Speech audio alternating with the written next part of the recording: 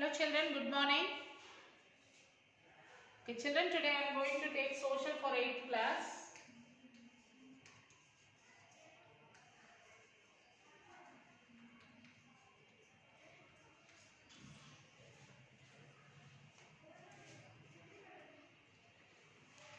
Lesson 7, Money and Banking.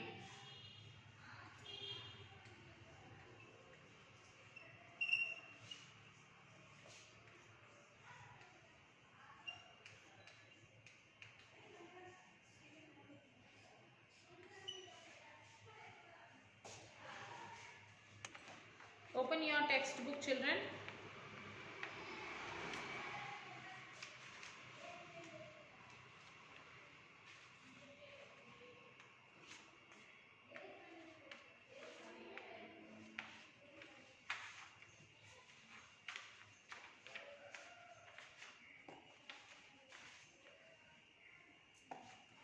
Yes, textbook page number 75. Page number 75 children, Money and Banking. So trading without money,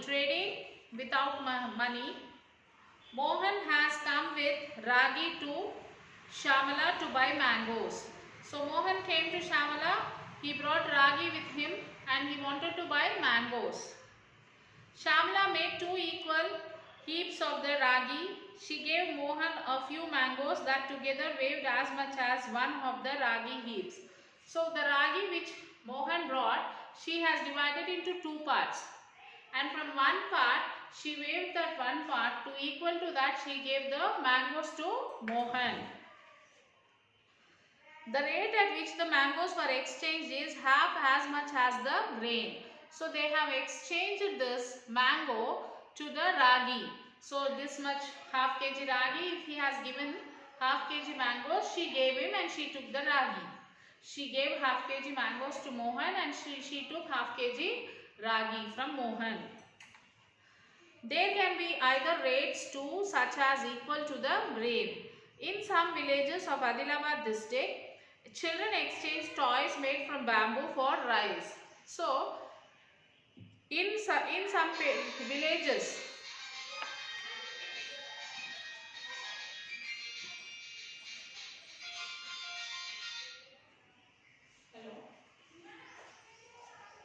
hello, sir.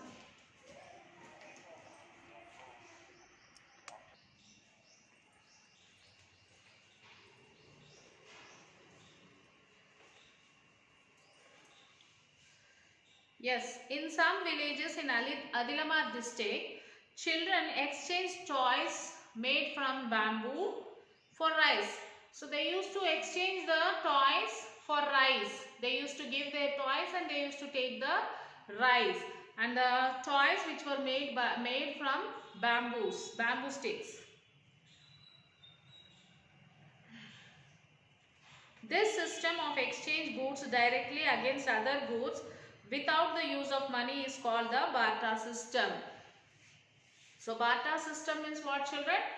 Exchanging the goods without taking money. So like Shamala, she gave her mangoes and she took ragi. Mohan, he gave his ragi and he took mangoes. So they don't pay the money, they exchange the goods. This system is called as barter system. The blacksmith used to mend the blades of plough or wheels of the bullock cart and not for cash but for a fixed amount of grain after every harvest. So blacksmith, he used to sharp the blades of the plough and the wheels of the bullock cart. All these things he used to do, the blacksmith used to do. He will not take the cash. He will not take the cash. Instead of that, he used to take the grains from the farmers. So this is called barter system. So in another example, Gopal has a goat and he wants to exchange it for rice. Another example.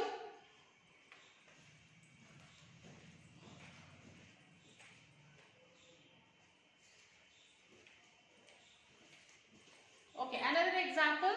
Gopal has a goat and he wanted to exchange it for rice. He goes to Seenu. Seenu wants a goat, but he has jowar and not rice.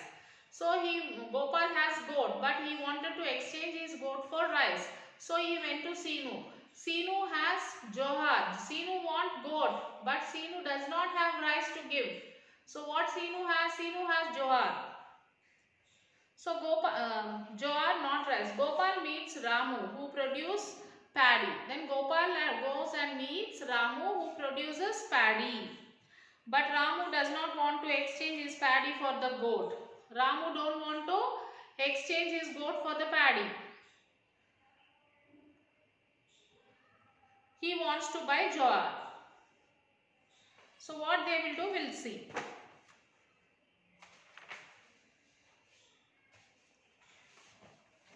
So in this way, they cannot buy anything because one want the other, one go. This Seenu, Ramu want, Gopal has a goat, he wanted to buy rice. Seenu want the goat, but Seenu does not have rice, he has jowar. Gopal don't want jowar. So these all things will happen sometime. Okay. Next is exchange with money. How they will exchange with money? If we use money for the exchange of goods, there will be no problem in exchanging commodities. So here it became a problem. As Gopal want rice, Seenu want goat. So there is a problem to exchange. So if we give the cash, if we give the money, there will be no problem. Whoever wants whatever, they can sell and take the cash. I can sell my goat here and take the money, and whoever is selling rice, I'll pay money and I'll get rice. That will be easy.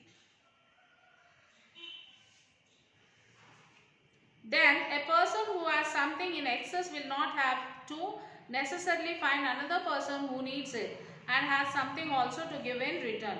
Money acts as an intermediary or an in-between step, something that is held for some time because it can be used further. So we saw the situation in the above example. Money can be exchanged for goods because it is acceptable to all. So goods can be exchanged for money because everyone need money. Okay. Those who wish to sell something will accept money as a payment, and similarly those who wish to buy something will only have to offer money in exchange. Any commodity or service can be exchanged for money, and money can be exchanged for any commodity or service. Money by itself may have no use. It is needed because of the role it plays in the process of exchange. One can also borrow and pay back in the form of money. Like barter system has another problem. Gopal, how many bags of rice will you give for his goat? Sitaya, 4 bags. Gopal, I need 2 bags of rice. Will you give wheat for the remaining 2 bags of rice?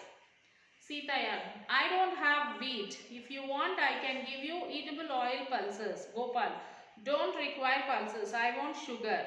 Gopal, I will give. Sitaya, I will give. So one more problem in the barter system, it will be like this. Under the barter system, to make the exchange possible, it is necessary to determine the value of commodity in terms of another. So if one has to do this for many commodities, it can be quite cumbersome and does not facilitate exchange or trading. It is not convenient. Other forms of exchange also evolved that we will read about later. However, in some situation, barter system is still used and found useful, especially in the rural areas. In the rural areas, still this barter system is going on. Gopal has a goat and wants to buy a matchbox. Is it a fair exchange for him? Is it fair, children? Matchbox will be for the 1 rupee, whereas the goat, it costs us much, isn't it? Can he exchange it with, can he give the goat and take the matchbox? This is not fair, isn't it? He cannot give a part of the goat for a matchbox because the goat is not divisible. But with money you can buy small items also. Money is divisible. There are rupees and pies. So Gopal can't give half part of the goat to the man and take the matchbox. He cannot divide the Goat. Okay, can he say like that? I'll give you one piece of leg, so give me one matchbox. Can he take like that? No, that is not possible. Whereas in the money, money can be divisible. Like we have rupees and pies. We can give it into pies or we can give it into rupees. You can see the commodities like vegetables should be exchanged immediately because they are perishable. So, and also we can see the vegetables, we have to exchange that immediately because it is perishable. It cannot be stay for many long period, isn't it? So, immediately we have to exchange. So, for example, if you have tomatoes, you want some other things that other person does not have. You go to other person, it took 1 week. No one is having that which I need. So what will happen to these tomatoes? Tomatoes will spoil.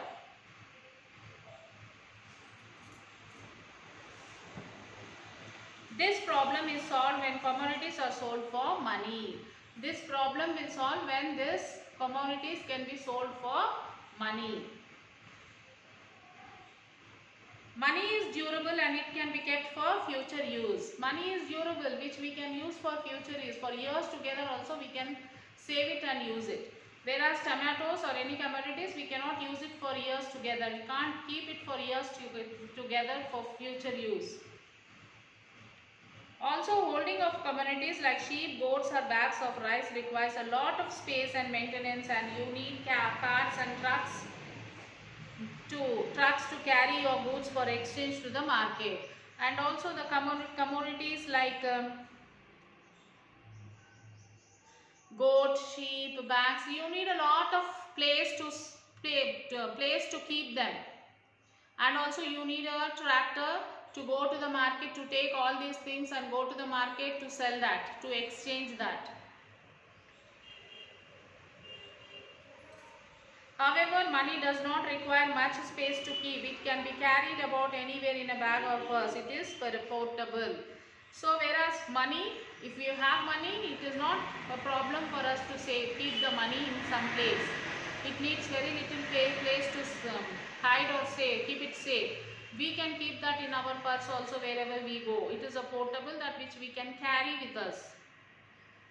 Solution: evolution of money. People all over the world practice barter system and also encountered the problems with this system. When trading became more widespread, more goods were bought and sold. They were also transported over long distance. In such circumstances, use of some form of money evolved in all societies. For example, in very early age, people used grains and cattle as money. But it was difficult to transport and stock. Durability was also a problem since they could be attacked by disease, etc. Over time, people preferred scarce and attractive metals as a medium of exchange. Copper, bronze, silver and gold are durable, can be divided into parts and can be carried around. Since they were scarce, they become accepted by all. However, some problem remained and new problems came up. For every exchange, the metal had to be weighed and later on traders were not sure about the quality of the metal. So what one might get in exchange may not be pure gold or silver. After some time, there was a serious problem of trust in the quality of metal that was used as a money for exchange. So after this barter system, again they got a problem in the exchanging of the commodities for money. Because for example, I sold gold to some person. He will take the gold and he will give me the money. So after some days, I will come to know that the gold is not pure. So there is a difference between the quality. So the quality which I sold to the person was not good quality. So again this type of problem arose. This provided an opportunity for various rulers of the kingdom to come up with a system that was suitable for them and also solved some of the above problems. This led to minting of coins with standard size, weight and the purity from the royal mint. It was not necessary to weigh them each time. There was great assurance of purity and the way easy to carry. In the Roman period, besant, a gold coin, was the standard currency, and in the Mauryan period, Pana, a silver coin, was a standard currency. coins became the acceptable form of money by traders and people. So by seeing all these problems, the rulers of the kingdom, they come up with a decision that they have to make some particular suitable, which is suitable for them to solve this problem. So they have led the minting of coins which should be standard. For example, 1 coin is equals to 1 rupee is equals to 100 paisa. So like that they have given a standard standard amount for the coins. Like that, for example, they cannot cheat the people. They cannot cheat the people. If we want to buy 100 rupees, now what do we say? If we go to market, they say pav kg tomatoes 100 rupees. So I can't say that I'll give you this my watch, take this watch and give me that tomatoes. Because this watch may be worthy of 100 rupees or it may not be the worthy of 100 rupees. So this will be the loss for the person who is selling. So that is why there is the standard currency. That is the coins, they were made with silver and gold. So if they say, okay, these tomatoes are for 1 gold coin. So give the gold coin and take this.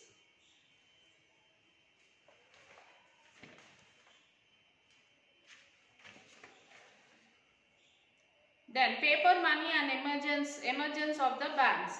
People who had to buy and sell in large quantities had to carry large amounts of gold or silver coins for their transaction. Then again a problem started. So these gold coins, silver coins are becoming too heavy to carry this and go. So it's becoming a heavy for them. So they started looking for the safe places to keep them. So they used to look for the safe place to hide these coins. They went to goldsmith where their money would be protected. The goldsmith changed fees for keeping their valuables safe and making them available whenever they wanted. This practice became popular and the trust in some of the goldsmiths or shroffs grew. So what happened? They wanted to hide this. So they used to go to goldsmith and they used to keep their money. And the goldsmith used to collect the money for that which he used to keep. So he used to take the money. So like this they trusted the goldsmith and they used to keep the gold with their gold coins, silver coins with the goldsmith. These goldsmiths would also give loans and had branches in many cities, leading to a new system of paper money or handies. For example, Somu is a machinery tools merchant of Vijayawada. He has to go to Hyderabad to buy machinery from Chandu. It is dangerous to carry gold coins for payment all the way to Hyderabad. So he keeps his 10 gold coins with the goldsmith and takes a receipt issued in his name. The receipt would say, I promise to pay 10 gold coins. Now Somu buys the machine from Chandu. He gives the goldsmith's receipt to Chandu and tells him to collect the 10 gold coins from the goldsmith as payment. But he goes to Said who sells iron and steel and gives him Somu's receipt for 10 gold coins in exchange for steel. He tells Said that he can collect the gold from that same goldsmith, since the goldsmith is known to all and is trusted for always paying up the receipts that are brought to him. Said accepts the receipt easily. Somu's original receipt has now circulated in the economy and is being transferred from one person to another, and all accept this as a means of payment. Because of the trust created, such receipts began to work as a new form of money. So here what happened? So here one Chandu is there, he wanted to buy a machine. He wanted to come to Hyderabad to buy the machine. But to come to Hyderabad, he can't carry the gold coins with him and come to Hyderabad and buy it. So what he will do, he'll go to his goldsmith where he kept the his coins safe. He will go to the goldsmith and he will say that I am going to Hyderabad, I wanted to buy some machinery. So give me the receipt for 10 gold coins. So he will take that receipt, 10 gold coins. I promise, give him the 10 gold, I will give you the 10 gold coins for that machine. Like that they'll write one receipt and he will take that receipt and he will go to Hyderabad. There he will meet one person and he will ask that I wanted to buy the machine. And he will say that this is the receipt from where you can collect my 10 gold coins. So he will give that receipt and he will take the machine. Okay, so the person who sold the machine, he wanted to buy something else. He wanted to buy iron. So with the same receipt, he will go to other shop, iron shop. He will say, I wanted to buy the iron, so take this 10 gold coins receipt and give me the iron. So he will take the iron from them. He will take the iron from them and he will give the receipt. Again, this receipt man will go to the goldsmith and he will take that 10 golden coins. So like this, because of the trust, they all trust this goldsmith. So like this money transformation is going on.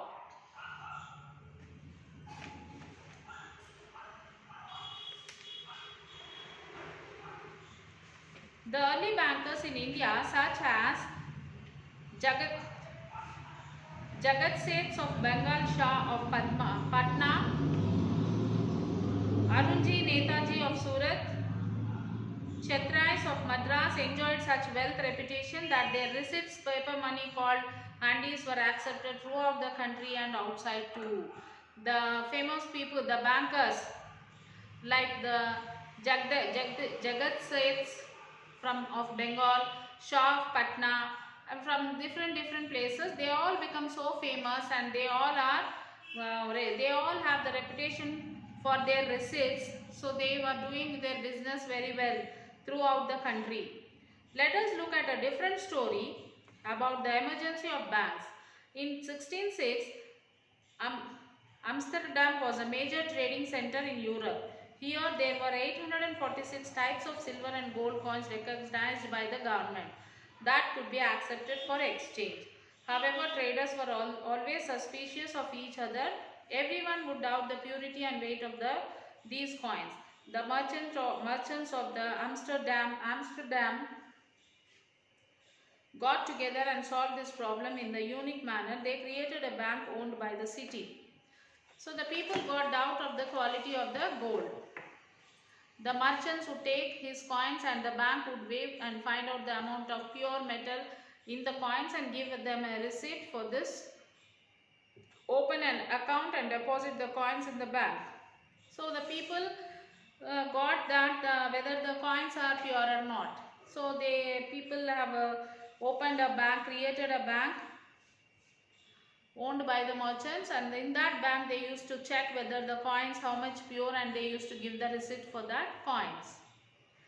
The bank operated honestly and it was trusted by all the traders. The bank used to work honestly and all traders used to trust that bank. They would ask for receipts of the bank or a transfer to their account initiated of the coins. The traders knew that the bank would give them pure metal on demand. Deposits at the bank became a new form of money. The business of the bank grew it and would successfully for 2 centuries. The operation of bank deposits as money had evolved. So this is, and the next is banking. Commercial banks. Banking is a business activity where money deposits are collected from the public. Okay, banking is a business activity where money was deposited and collected from the public, and these deposits can be transferred from one person to another person. Banks also give loans to businessmen, industrialists, farmers and individuals. Such banks are called as commercial bank. So in commercial banks, we can get the loans for the industrialists, for farmers, for businessmen, etc. So let us examine both these aspects. Cash deposit. Deposit refers to the money that people keep in the bank. The money which we keep in the bank is called as the deposit. The amount which we go and keep in the bank is called as the deposit. There are different types of deposit. Let us look at some of them in the following sections. Saving deposits are saving accounts. Geeta has saved rupees 5,000 from her salary and wants to keep it safe. She goes to a branch of State Bank of Hyderabad, which is close to her home, and open a saving account. She gets some interest on this money and her money is also safe. So Geeta, she has saved 5,000 rupees from her salary and she wanted to keep safe that money. So she went to the State Bank of Hyderabad, which is near her house. She opened a saving account and she deposited her money in that, and the money will be safe in the bank. Most importantly, she can withdraw this money anytime she wants. And most important thing that whenever she wants that money, she can go and withdraw it. She can go and take that money from the bank. The bank promises to pay on demand. Okay, basic saving bank deposit account, that is BSBDA, basic saving bank deposit account.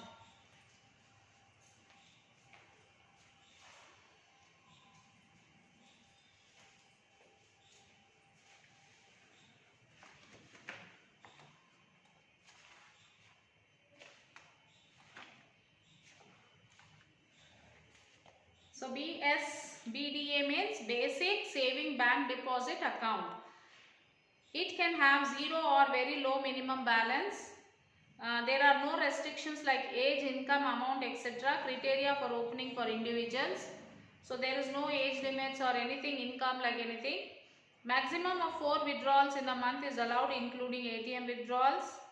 The services available including deposit and withdrawals of cash, receipt, credit of money through electronic payment channels or checks. PM Jan Dhan Yojana, PMJDY scheme is the latest mega scheme initiated by the Government of India in August 2014. The new scheme aims to achieve financial inclusion by ensuring that every poor household in the country to get easy access to credit and open bank accounts with zero balance.